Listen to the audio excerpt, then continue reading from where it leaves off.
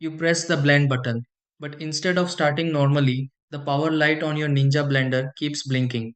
The motor may stay silent, the controls won't respond, or the blender suddenly stops even though everything appears connected.